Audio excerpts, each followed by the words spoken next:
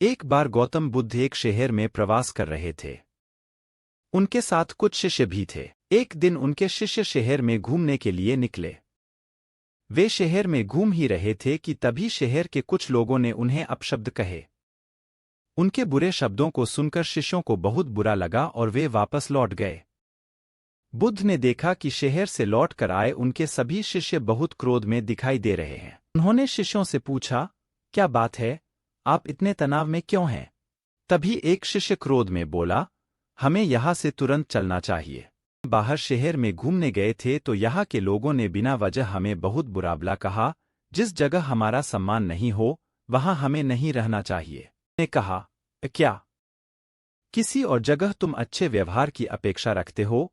दूसरे शिष्य ने कहा, इस शहर से तो अच्छे लोग ही होंगे। गौतम बुद्ध बोले, किसी जगह को सिर्फ इसलिए छोड़ देना ठीक नहीं कि वहाँ के लोग बुरा व्यवहार करते हैं। तो कुछ ऐसा करना चाहिए कि जिस स्थान पर भी जाएं, उस स्थान को तब तक नहीं छोड़े जब तक अपनी अच्छाइयों से वहाँ के लोगों को सुधार न दें। जिस भी स्थान पर जाएं, वहाँ के लोगों का कुछ न कुछ भला करके ही वापस लौटें।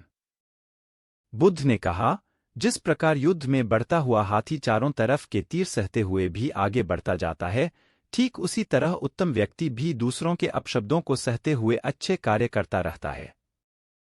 खुद को वश में करने वाले प्राणी से उत्तम कोई और नहीं हो सकता।